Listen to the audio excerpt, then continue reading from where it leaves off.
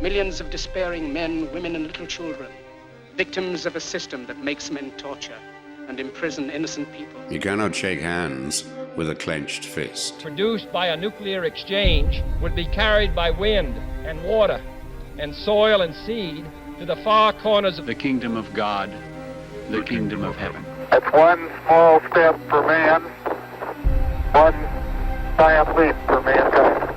We're not saying that planet Earth is coming to an end.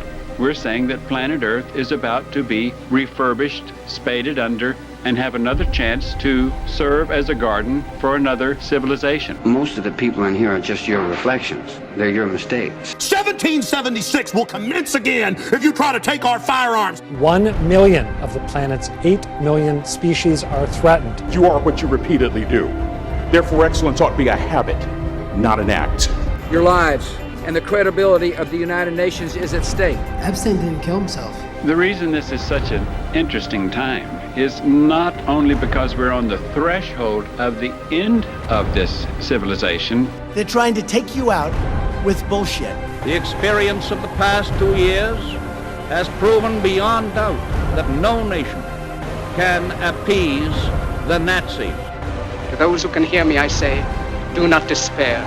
The misery that is now upon us is but the passing of greed, the bitterness of men who fear the way of human progress. The hate of men will pass, and dictators die, and the power they took from the people will return to the people. And so long as men die, liberty will never perish. In the language of the U.S. Department of Defense, these are unidentified aerial phenomena. Roswell's a very interesting place with a lot of people that would like to know what's going on. There is very compelling evidence that we may not be alone. This is the Garden of Doom. Welcome everyone to Garden of Doom, and this week we are going into a little bit of a new direction, but something I'm really excited about. And we are going to talk to an author who has written, well, lots of stuff, but in this particular case we're going to focus on a historical fiction book. I love historical fiction. I love James Michener. I love Edward Rutherford. I read a lot of Bernard Cornwell's stuff, probably a bunch of others as well. Neil Stevenson with Cryptonomicon and the Quicksilver trilogy, which sort of took it into a different direction. So this is great. So I'm welcoming in Tong Ge. I hope I pronounced that correctly. It's difficult for me, but yeah. So first of all, thank you for being on the show. Welcome to the Garden of Doom. My pleasure. And folks, this did come about rather quickly. We're recording on October 6th, 2024. This came together yesterday. Our publicist, Mickey, you probably heard me say his name before. I don't use his full name because he's never said I could. But he's referred a lot of content creators to us in the last couple of years, and it's been great. But about Tong, she was born and raised in China. She came to Canada in the late 80s as an international student. She has her Master's of Science, which she obtained from the University of Saskatchewan, the Rough Riders, go Rough Riders, in 1992. Since 2012, she's written under both her real name and her pen name, Tong Ge, publishing poems, prose, and short stories in both English and Chinese across North America, England, and Taiwan. Her works can be found in publications such as Prism International, Canadian Stories, Rice Paper, Academy of the Heart and Mind, Flow Magazine, Vineyard Poetry Quarterly, there's something in Chinese characters, and Polyglot Magazine, Aloka. Also, she's won this book that we're going to be talking about today, The House Filler, is a novel, and it won the Independent Press Award for new fiction.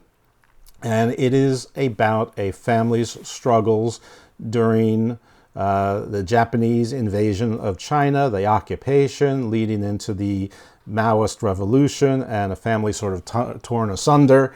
And I think that's part of, we were talking a little bit pre-production, that's part of history that in the West is undercovered, judging by my own experience. And so we're going to talk a little bit about that as well, because it's actually pretty major. China probably wouldn't be what it is today, for better or for worse, without the Japanese invasion.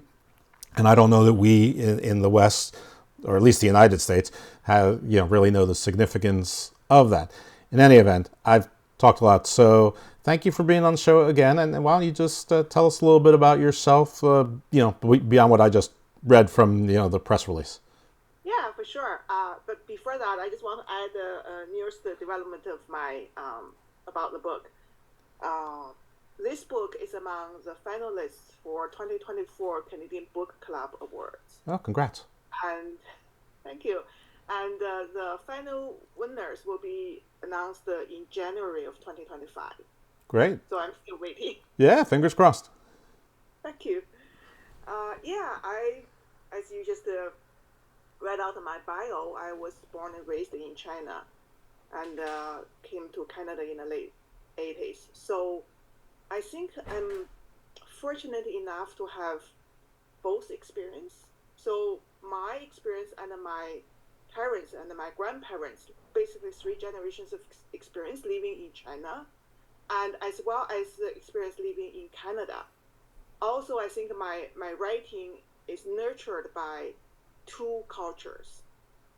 Language-wise, I think because I write English is a second language for me. So my Chinese language is both a bless and a curse, because it's so much harder for me to write in English, especially when you have another language already. Like I came here in my late 20s, so it was really hard. But sometimes it's a blessing, because, for example, if I use a Chinese cliche, English readers wouldn't know it's a cliche. Right. And also it makes my story unique, and original, because we have different, not only we have different experiences, but also we write fictions differently than typical English fictions they teach you in creative writing courses.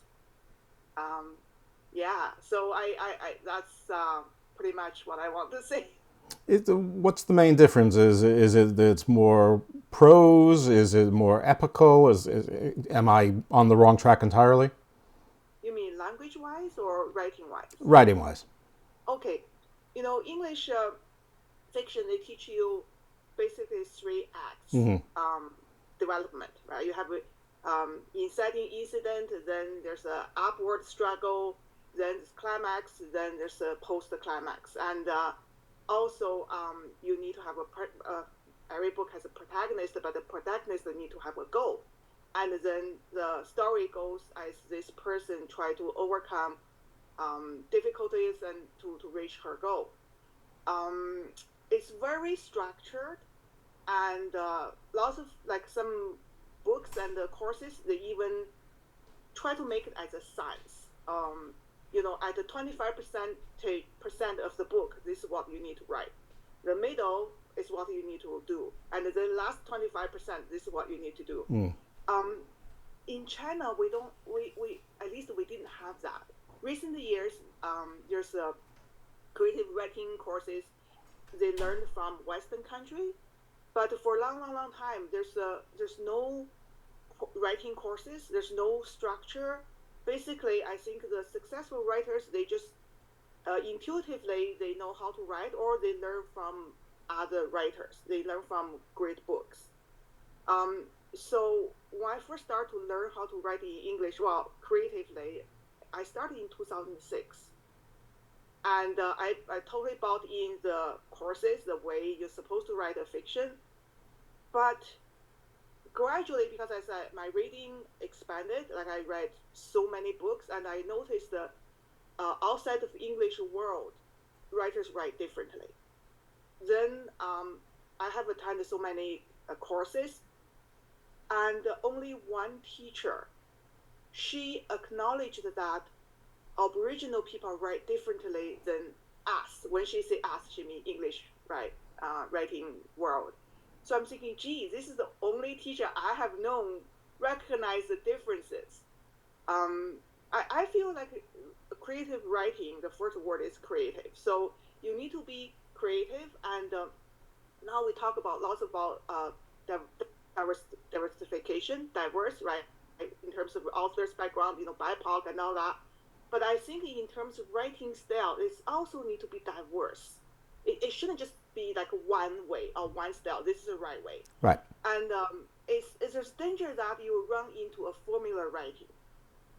So that's it's just my little my own thought about creative writing in Western world. Actually, I'm thinking about writing nonfiction about break writing rules.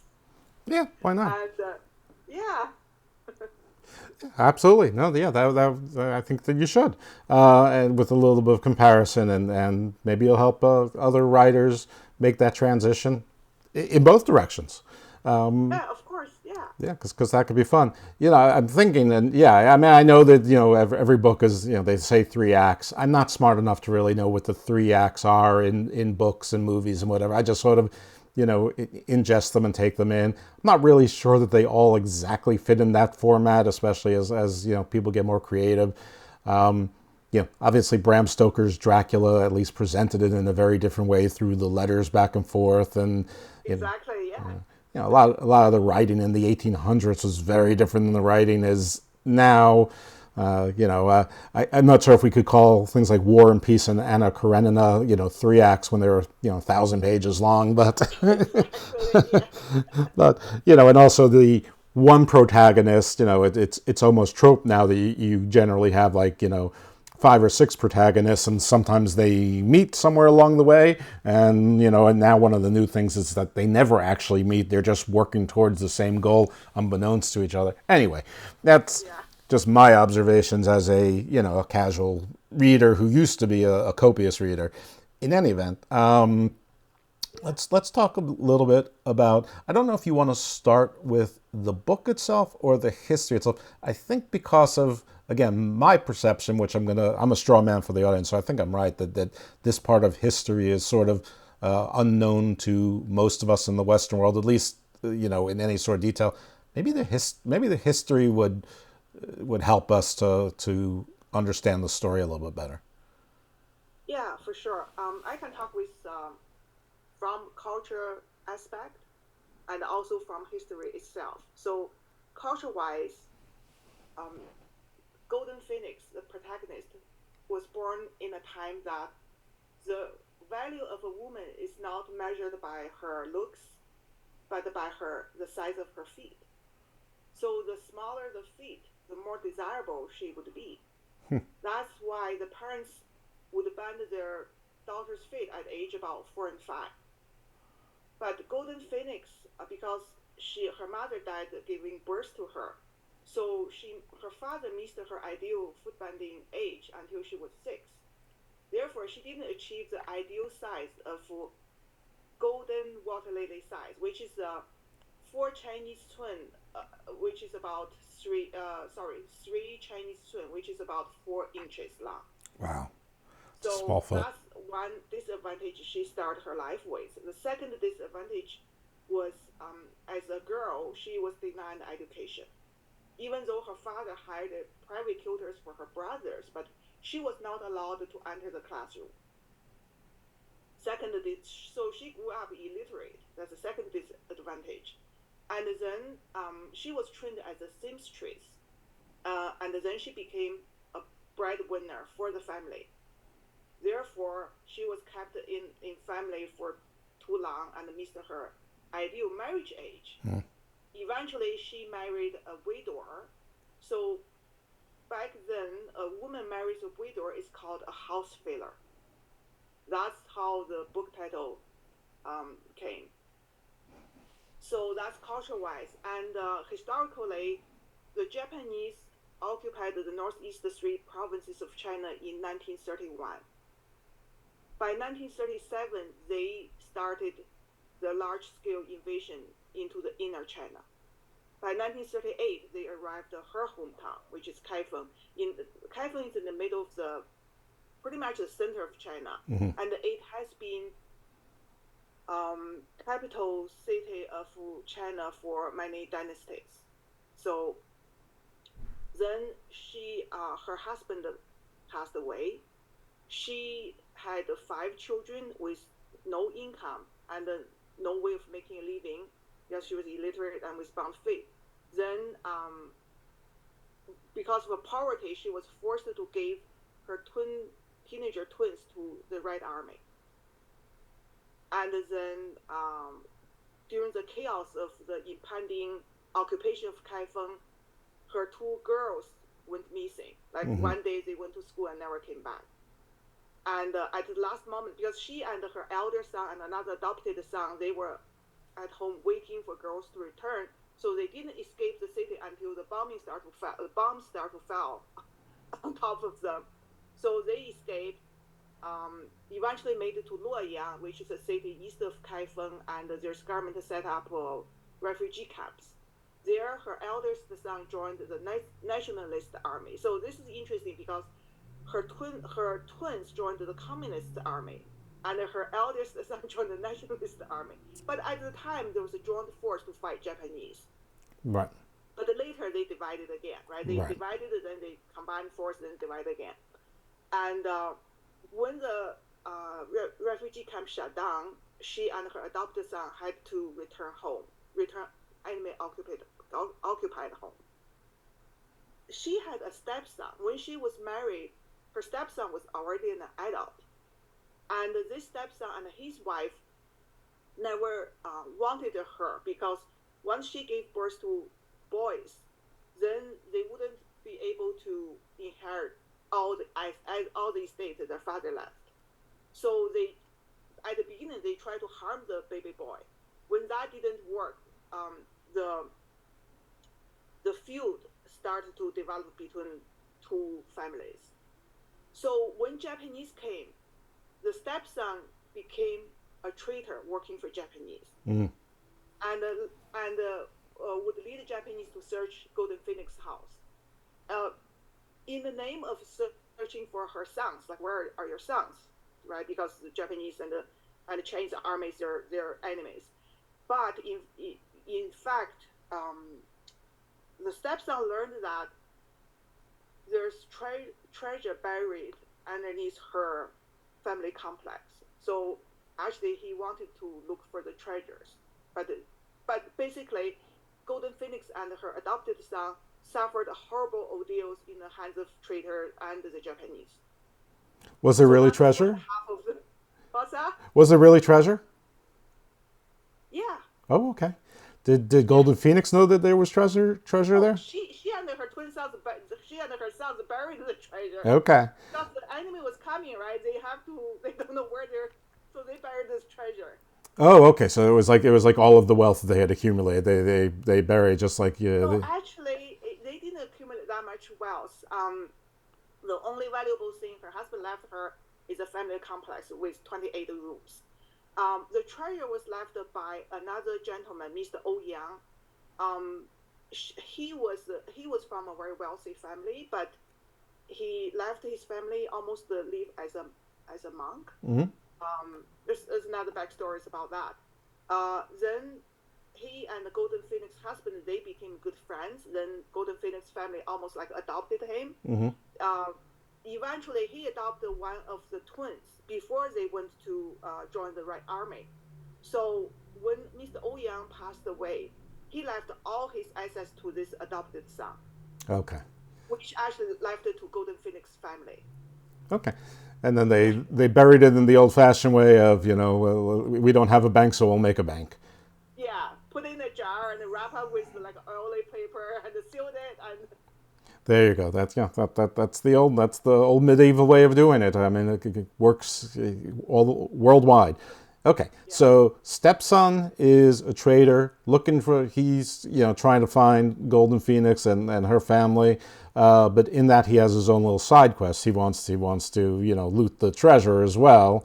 At the same time, I guess Golden Phoenix is probably trying to find her girls, right? Of course, yeah. Okay. Well, eventually she knew where her girls were, but they were not together. They were like separated.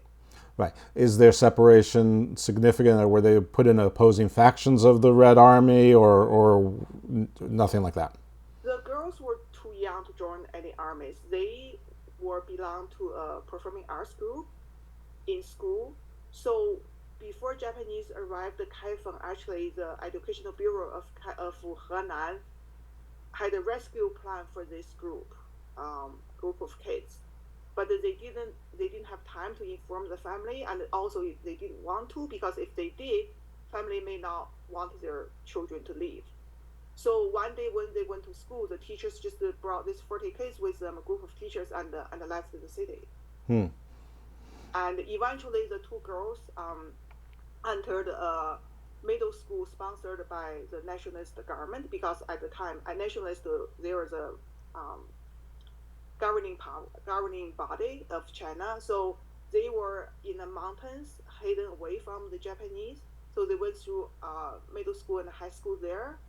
But that was a 12-year separation between her youngest daughter and the Golden Phoenix.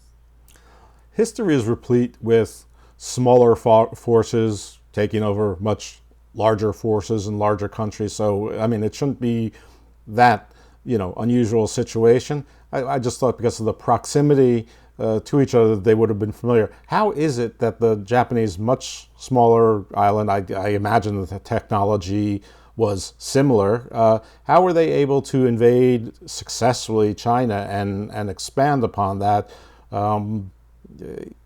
That seems like a mystery to me, but maybe it's not so much of a mystery. Oh, their technology, weaponry is way more advanced in China. Way more. Oh, really? So when they first occupied the northeast 3 provinces, China just didn't feel they could. Well, Chinese army was way more outnumbered the Japanese, but Jiang Jieshi, well, in English you call him Jiang Kai-shek. He went to the old version of the United Nations, tried to ask the United Nations to intervene to stop Japanese. So he tried to resolve the conflict in that way, but it didn't work. I forgot the name of the League of Nations. Way back then they didn't call it United Nations. There's another word. No, I think it was the League of Nations. Was what? Sorry. The League of Nations. Yeah, that's right. So they pretty much, it was really a tragedy, and also warlord in northeastern China, Zhang Xueliang, he inherited a huge number of army and weaponry from his father. Actually, his father was assassinated by the Japanese because the father was against the Japanese invasion, and father had so much power and military. So they bombed his train. So the father was assassinated. The son was too young, like in his probably late 20s at the time. So he just decided not to resist. Like they didn't do anything when Japanese went to northeast China. It was such a tragedy. So once they established their force in that area, they started a factory, make a coal, and get the natural resources from China and ship to Japan. They also have weapon manufacture. So once they feel they're solid, they start the large-scale invasion. Actually, way back when, the emperor of Japan and his cabinet was against invasion of China, but a group of younger officers in the military, they were for. So they forced the hands of the emperor and the cabinet, and did this invasion. It started in the Marco Polo Bridge, so we call Marco Polo incident. That's That's good. Invasion. Yeah. Okay. Wow. I did not know that there was such a gap between Japanese technology and Chinese technology at the time. I mean, because if memory serves, China was sort of opened up to Europe before Japan, but I guess they caught up and surpassed. Or well, I don't know what the other word is. Anyway, all right. So that explains that. So who are we following next? Are we following the daughters, one daughter, the stepson, Golden Phoenix? Golden Phoenix is the protagonist. Okay. So where does I mean, obviously you don't want to give up the whole thing, but what then becomes her next goal? I mean, she's abandoned the treasure. She's not looking for the treasure. I'm sure she'd like it at some point, but that doesn't seem to be a priority. No, the treasure is only for hardship, it's an emergency fund. When her husband passed away, at her husband's deathbed, she promised her late husband that she would keep the family safe and together, and also keep their family complex. So that is for her son's family, basically for generations to come. But when the war started, eventually her two daughters were missing. Her sons all joined the army, so the only person she had with her was this adopted son. Eventually, one of her twins returned to Kaifeng because of injury and lost contact with his troop. And then he started work as a spy for the communists. Golden Phoenix, after she was raped by a Japanese soldier, she also decided to join the communist underground network. Mm-hmm. So mother and son worked, side by side to fight for their country. The enemy of my enemy is my friend. Yeah. And then in 1945, the Japanese surrendered, but the civil war erupted between the communists and the nationalists. 3 years later, the communists took power, and this son, Wu, one of the twins, were falsely accused as a traitor and was sentenced to death. Now Golden Phoenix and her family have to find a way to save his life. So I just leave it there. Yeah, I mean, obviously we can't spoil the ending, whether they succeeded or not, or whether we have a Tale of Two Cities type of end. So I know so little about this as I've confessed a bunch of times. I remember Chiang Kai-shek and Mao Zedong, and you're learning about it in high school and probably in college a little bit. I read The Three Body Problem, so I know that the Chinese Communist Party acted like pretty much every sort of totalitarian, where they turn family against family and enlist kids to spy on their parents and things like that. I thought there was more of a dissension within the communist factions, but maybe I'm confusing it with Soviet Russia. Maybe it was the nationalists. Was it the surviving nationalists that fled to then Formosa, now Taiwan? Is that what happened there? Yeah. And and that's the basis for China. I guess Formosa was part of China all along. Yeah. Okay. Now, I don't want to spend too much time on Taiwan, though maybe I do. I don't know. They were indigenous on Formosa who I guess weren't exactly excited about either the communists or the nationalists being there. Sorry, what's that? Wasn't there like an indigenous population on what's now Taiwan that wasn't really so thrilled about, several million nationalists? Right. Yeah, they're not thrilled. Yeah, and they're probably still not thrilled about it, in that they sort of have the sword of Damocles always hanging over them now as well. You're right, they're not.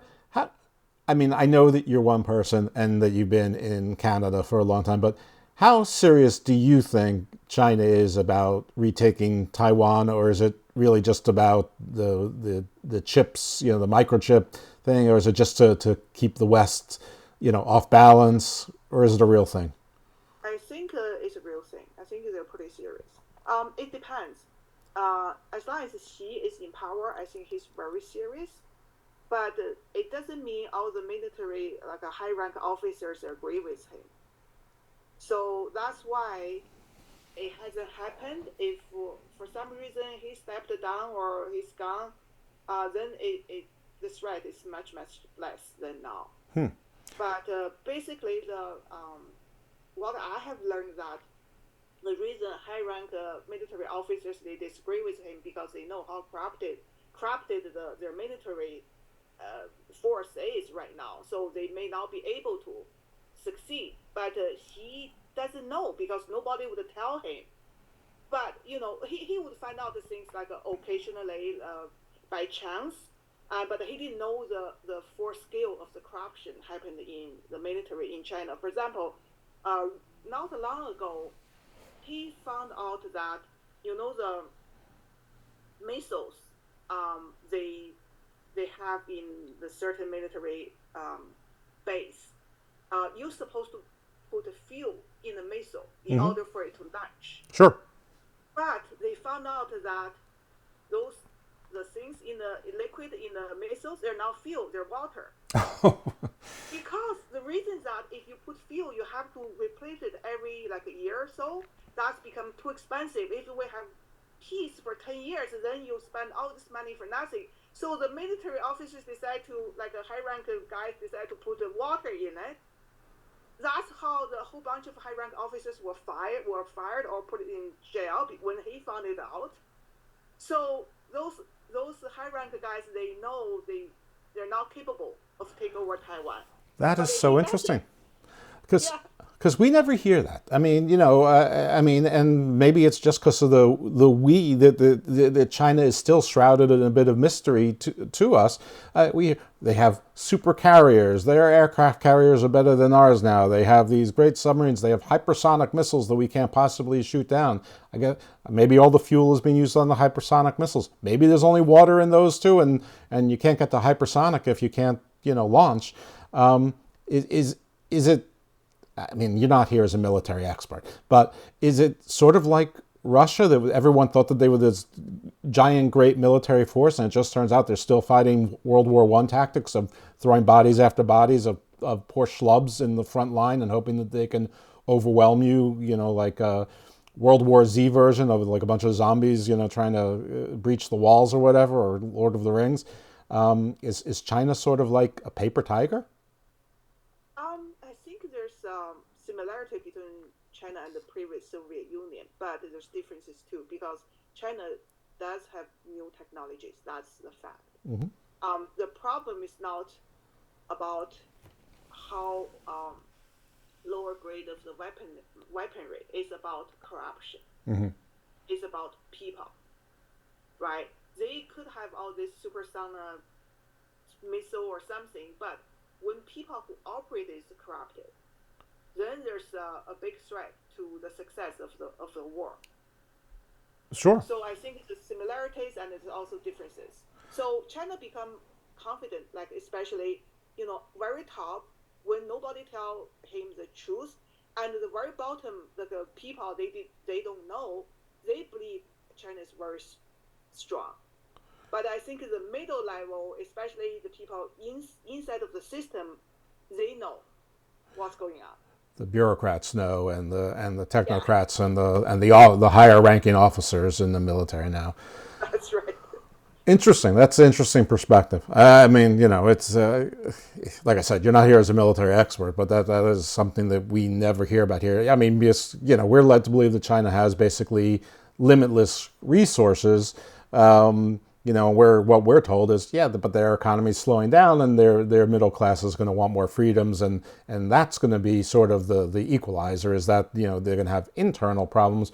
We never really hear that they've got but we didn't hear about that so much about Russia either. I mean, I never thought that Putin was right about his military. It turns out that, it is corruption that's hollow. Everyone knew Russia was corrupt, but they thought the one thing they took care of was the military, and it turns out, no, they haven't been maintaining anything.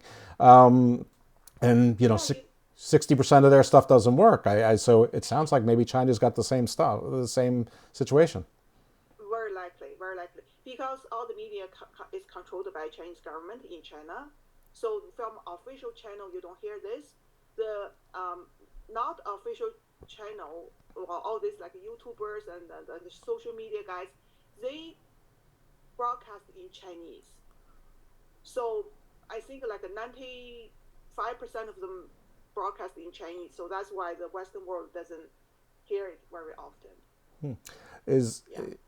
How, again, I'm asking to be a spokesman for a country of 1.4 billion people that are certainly not a monolith. I mean, not by, a clan or, ethnicity, probably not religion or any other way, shape or form.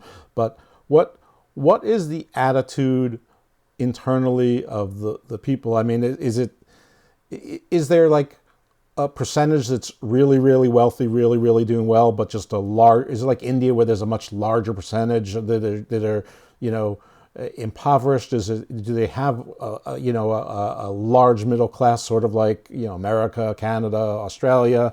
I don't want to say that people here like their government. I haven't met anyone in any country that actually likes their government. I mean, so it's like no matter what form of government, no matter democracy, not democracy, 17 parties, 2 parties, 1 party, no one seems to be happy with their governments. That's universal. But like, what is the attitude of the population? So on a very 30,000 foot view. Like, are they into expansionists? Are they very nationalist? Do they like Xi? Do they not, are they sort of sick of China building roads and airports and infrastructure, throughout Africa and South America and everywhere else, and, maybe ignoring themselves or what's going on internally that we here in the West wouldn't know about, that you know about because of your ties to your place of origin? Well, put it this way: the rich in China is richer than the rich people in North America. The poor people in China are much, much poorer than the poor people in our country or in North America or in the Western world. So the difference between rich and poor is polarized. It's much, much bigger than here. So in terms of attitude, depends on which group of people. So those highly educated, or those people who we call like penetrated the firewall of China and able to obtain information from Western world, they are more clear. Like their thinking is clear. They know the reality. Like they're more in touch with the reality than lots of Chinese in China, because for many years, like from day one, from the time the communists took over the power, they educated the mass to be nationalists, and to the point it's become like a radical nationalist extremist. So these people, they'll feel proud of China. We're the number 2 economic power in the world. We have, as you said, all these high rises and the high-speed trains, all these wonderful things. They feel really proud of it, and that is okay. But the danger is that now when the government either encourage or like pretty much encourage Chinese people, let's say, we're supposed to hate Japanese, like even today, right? Yeah, way back when they did horrible things to China, but recently there's 2 cases happened in China a few months ago. There's Japanese school bus was taking the students to the school. We're talking about grade school students, like small kids. And a Chinese guy tried to harm this kid, like wave a knife. And a nanny, well, her job is not just for one child. Her job is to just be the nanny for the entire bus. It's like almost like how do you call it? I wouldn't say a nanny, but a worker. Mm-hmm. She tried to stop this guy, and instead this guy stabbed her to death. Mm-hmm. Okay, this is a horrible incident. Horrible. After this happened, the Chinese government never announced the name of the guy, the criminal, like this guy who murdered this Chinese woman. And never announced any like a court, like a trial or sentence, like nothing. Everything they said, they praised this woman, tried to protect the case, but they didn't say anything about this bad guy. Then only about 2 or 3 weeks ago, another Chinese guy stabbed a Japanese 10-year-old Japanese boy to death in China, in Shenzhen, a big city. Actually, this boy. His father is a Japanese, but his mother is a Chinese. So where all this hatred came from? The government, the Chinese government, have ultimate power to either put down something like a stop something or encourage something. Even by like their attitude, sometimes even they don't say it out loud, but the people can sense what is encouraged by or permitted by the government, what is not. So they choose to do these things that at least be permitted by the government. So they become those people. They thought they're national hero. He also stabbed a 10-year-old Japanese boy. So that's make China more isolated in this world, because now the Japanese companies they want their employee to go back to Japan, and some of them they like start from the COVID, the 3 years lockdown. The lots of foreign enterprises they left China. These are the big economic contributors for Chinese economy, but they're leaving. This is not good for the country, but because of the extremists, the radical nationalists, lots of sad things happen. I can give you more examples than this. It's just horrible. Right. Like even they try to damage, destroy Japanese cars and beat up the car owners, even though the owner is Chinese. Years ago, last time they had a large-scale demonstration against Japan, a Chinese guy drove a Japanese car, was beaten to vegetable, basically. Oh, so simply like having a Toyota or a Nissan is like an offense to China. Exactly. Interesting. Yeah, I mean, those kinds of things are not isolated to China, of course. I mean, I've seen plenty of media where Koreans don't like Koreans marrying Japanese, and Japanese don't like marrying into Chinese, and Chinese don't like and all that. And I mean, and we have the same thing here. Every place in the world is hill people versus valley people versus river people versus whatever. Last question on writ large, as I think, but what is the religious disposition of China? I've had guests on talking about like sort of China's magic and mythology, sort of Jade Emperor, the Green Dragon, the Five Elements, and and I've had a guest on Shintoism, which is more Japanese, but the stories weren't terribly different. But quite frankly, creation stories almost everywhere aren't all that terribly different when you sort of start cutting around the edges and get to the core. But my understanding is that China is mostly a Buddhist country, but then I get told by experts that Buddhism really isn't a religion, it's more of a philosophy. I don't even know what's right or what's wrong. Is it a religious country? What is the religion? Is it more, and does that even matter? Well, before 1949, China was mostly a Buddhist country. Many people believe in Buddhism. But after 1949, they banned all the religion, every single one. And they even killed monks and priests, nuns. Some foreigners, they were chased back to their country. Well, actually, those who didn't leave quick enough were put in jail or concentration camp.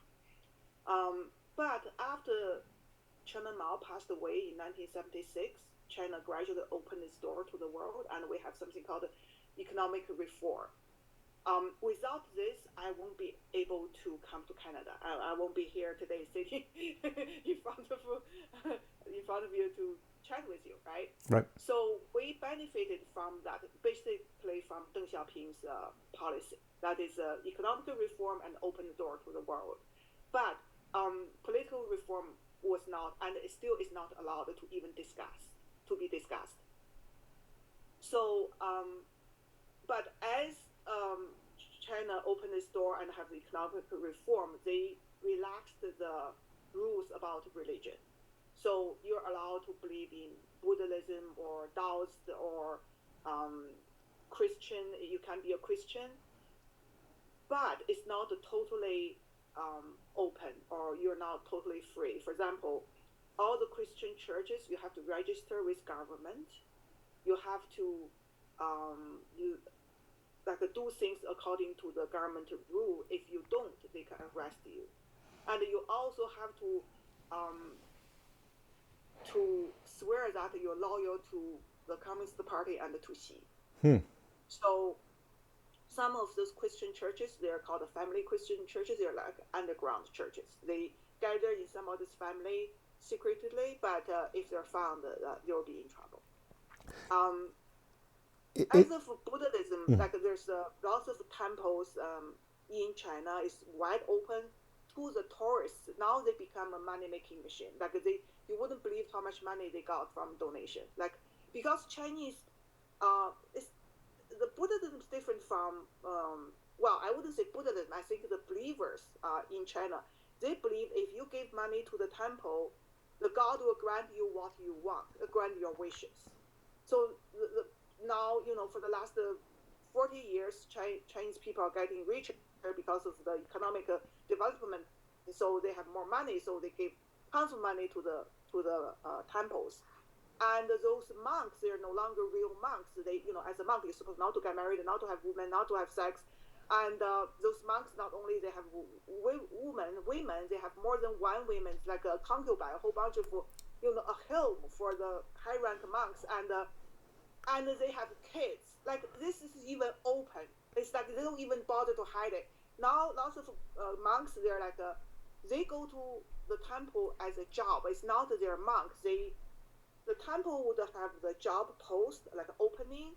You have to be university graduate, and you have to have this and that qualification. Then your annual salary is this much.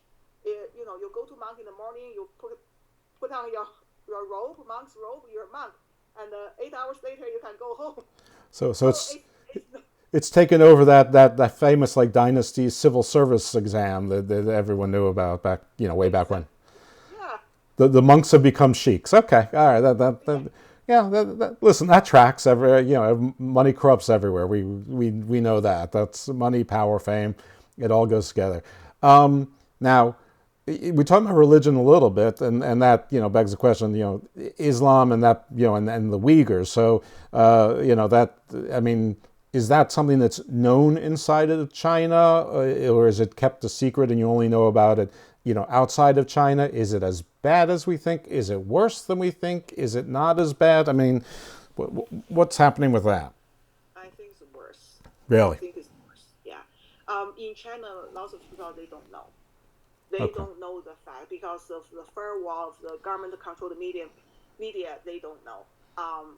But also lots of people, if you travel to that area, like, like one time I was talking with my friends in China and talking about, probably we should have a trip to Xinjiang, right? Xinjiang is where Uighurs live. Province, yeah. And they said, well, first of all, you're a Canadian, so we don't think you're permitted to go to Xinjiang, just travel.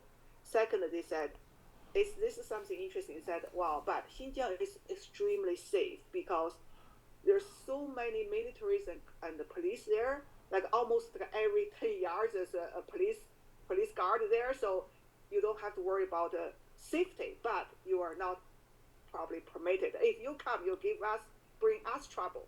We couldn't even travel probably ourselves. Right. So, yeah.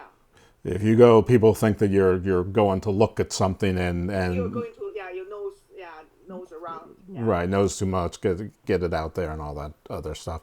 Yeah, and for I know Uiygars is like a word that like not everyone knows.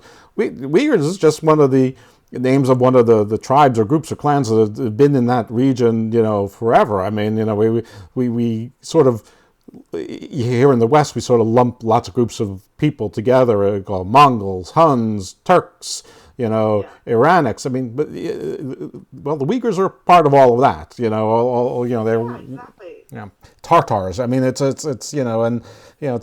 they're all part of that, and they're all indigenous to that part of the world. It's not like they invaded or anything. They are at this point. We're there to begin with. Yeah. I think the only major difference is that I think they are mostly Islamic Muslims at this point. Yeah. But I think the sad thing is that it looks like the outside Islamic world has abandoned them. Well, I haven't seen they have done anything. Yeah. At least to voice for them, to raise, the concerns. They haven't done anything. That's really sad.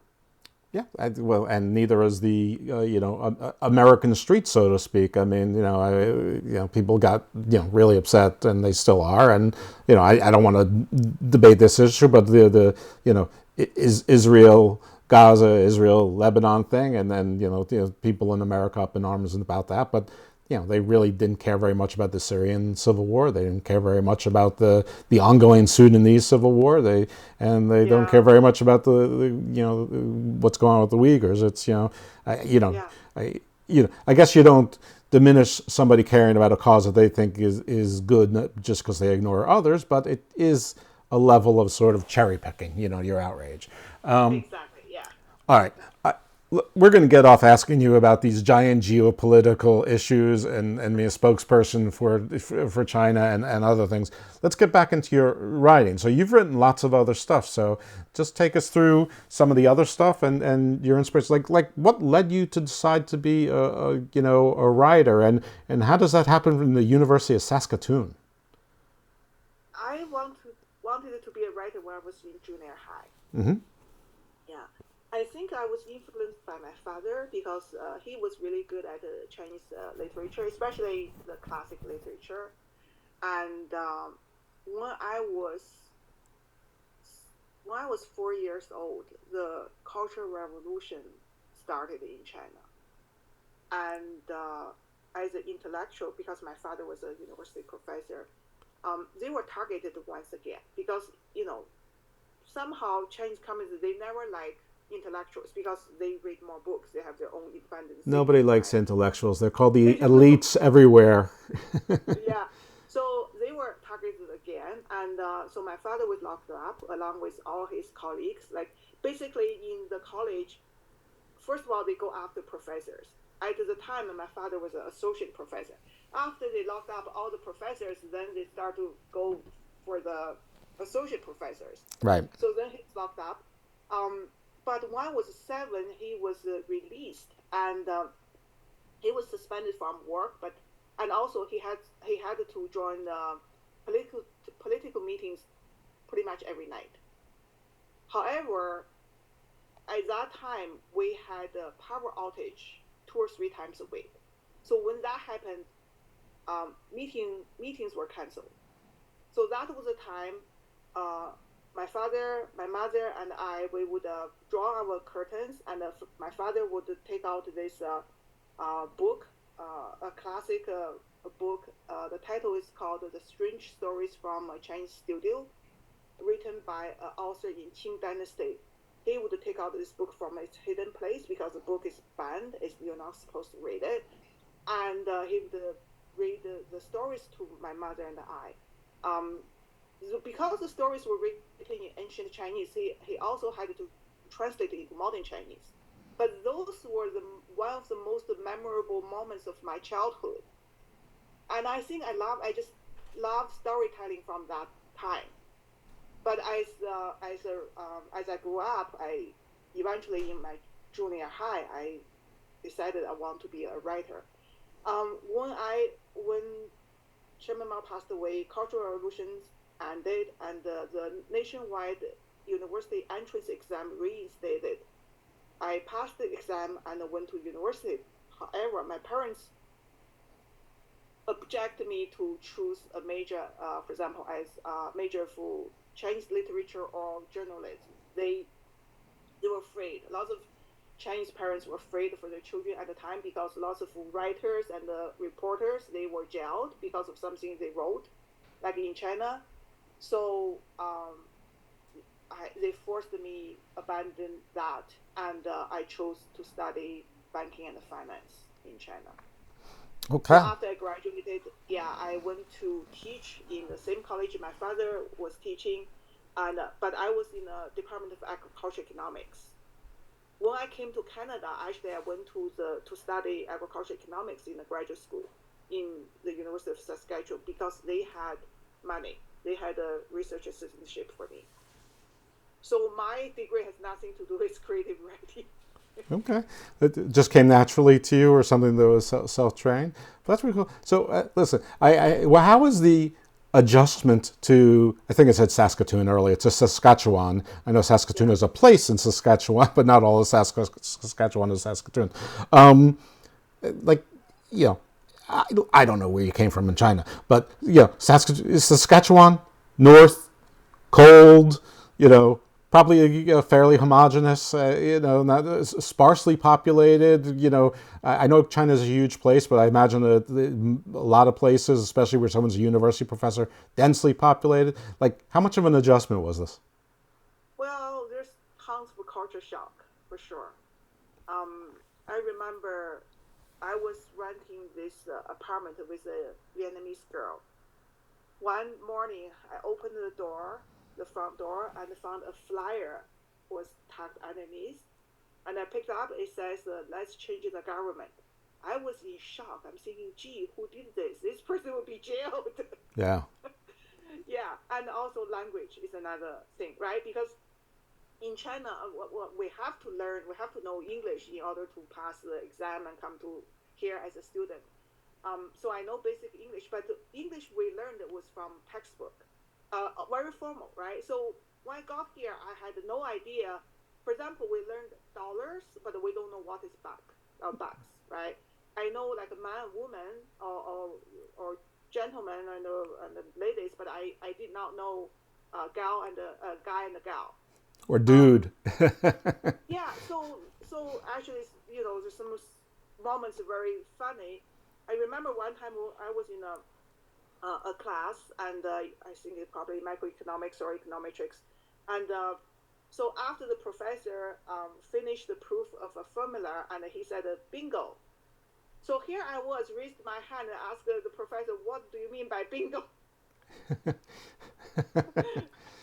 And the study was extremely hard for me because in China, banking and finance is classified as a Bachelor of Arts. Mm-hmm. It's not the Bachelor of Science. We don't have tons of mathematics, but in agricultural economics is a Master of Science I was studying, and there's tons of really, really deep maths involved, and especially I didn't even know all the words from the textbook. So when I was doing my assignment, I have to have assignment and then have a dictionary on the side. I have to translate all the words I did not know, then start to do assignment. It was extremely tough. I think other like a coldness that's less challenging, because also in the late 80s there's a huge difference between Canada and China. Living environment, living standard, economic level of faces. This is different. So Canada was still much better. So first of all, like I just feel like I'm free. I'm free. That's like an overwhelming sense of freedom. And also the Saskatoon is small and didn't have a big population, but it was clean. That was a very very impressive. Oh God, the washroom doesn't even smell here. That's like unimaginable in China way back when. The quiet, the flowers. I remember when I first came out of the airport. There's a huge flower bed in the airport, and it was like around sunset time, and that tranquility, that peacefulness, it just overwhelms. And I remember this Chinese couple, Chinese students, they came to airport to pick me up. And on the way, they said, Saskatoon is just like a big village. I was thinking, but I like this big village. This is wonderful. Yeah. No, it sounds nice. I mean, I guess just in the winter might be a little bit rough. Oh, yeah, for sure. How far north? I mean, do you get like the Aurora Borealis? Do you have like is it like Alaska where you have like 6 months of light and 6 months of dark, or is it much further south? It's just like sort of a little bit northern Minnesota, whatever. Oh, it's not as bad as that. Like it's more like Minnesota or Montana. No, so no Yetis, no ghosts in the night, no nothing like that. No. But it could be the coldest time. It could be -50. Oh my goodness! Yeah, that's. I know. Yeah, that. And the snow could bury you, literally, like bury you. Yeah, I mean, I'm in Maryland, so, very, very cold here is 18. I mean, have we seen 5? Have we seen 0? Have we seen -2? Yeah, but, with wind chill, it's minus 50. That sounds like Mars to me. It's like that's like the Franklin expedition kind of horror stuff of horror book things. All right.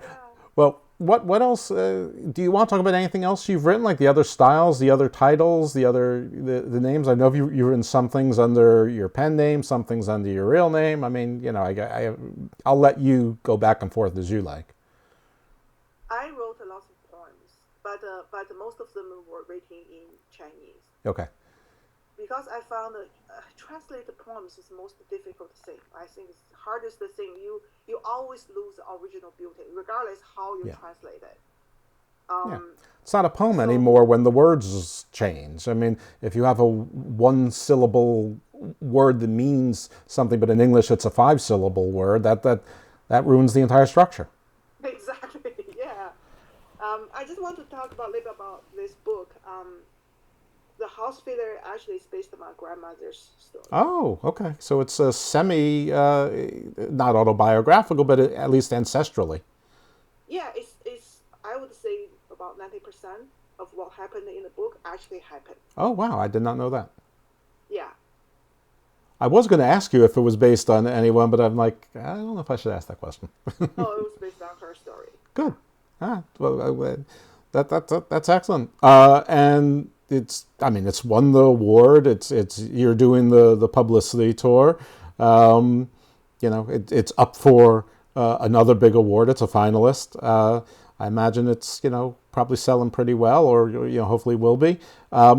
Where can people buy the book? Is it in bookstores? Is it on Amazon? Is it your website? All of the above? Yeah, Amazon, Barnes & Noble, Kobo, Walmart. In Canada, we have Indigo. It's a big chain of bookstores. Also in Canada, some local independent bookstores carry it, but I doubt if it's in States. Also my publisher runs their price. My book is sold on their website. Even some libraries. I think in Canada, many libraries collect my book, but in the States, I found this interesting. The libraries that collect my book are mostly university libraries. Mm-hmm. So it's interesting, right? Yeah. So I'm guessing because of this is a historical fiction and they're looking at from that aspect. This is part of the history, a Chinese history.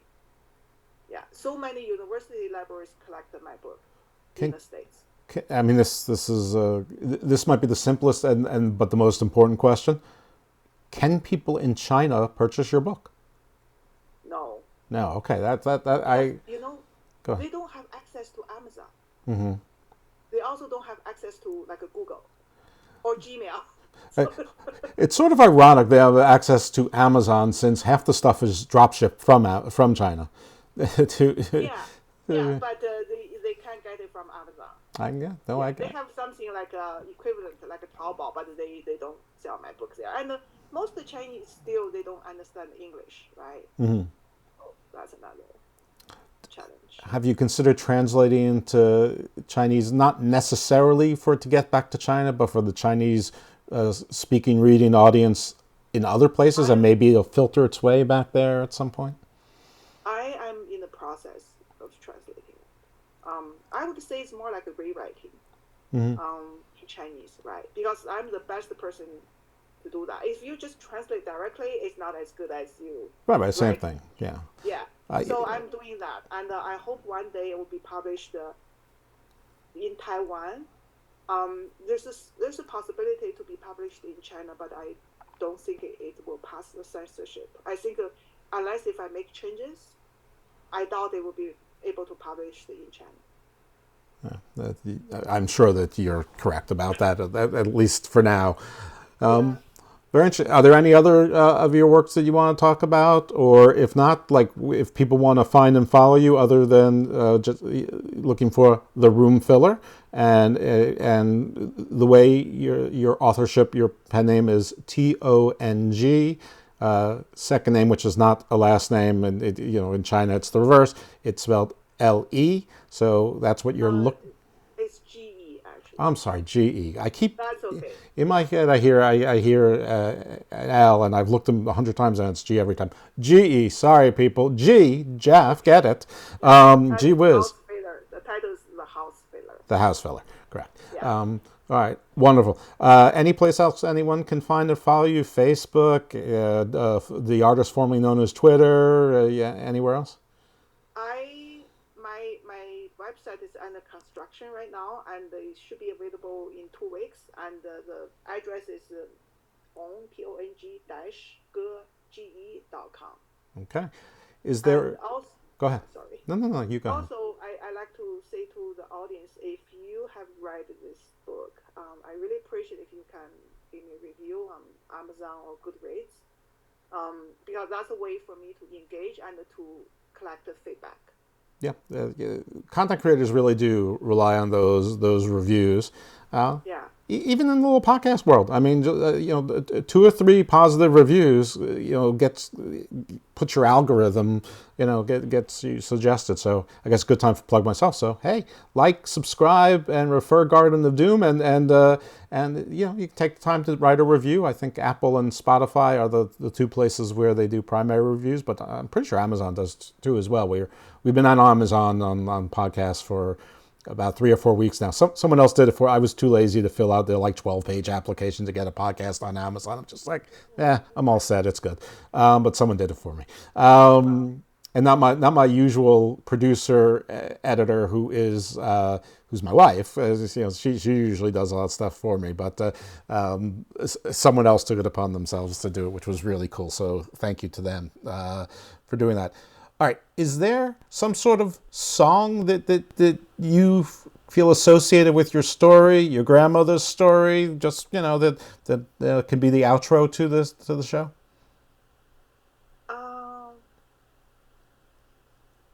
And preferably under 5 minutes long. Just the music, not the sound. As long as I can find it on YouTube or someplace like that and forward it to my producer. I will forward you, probably a couple of. Perfect.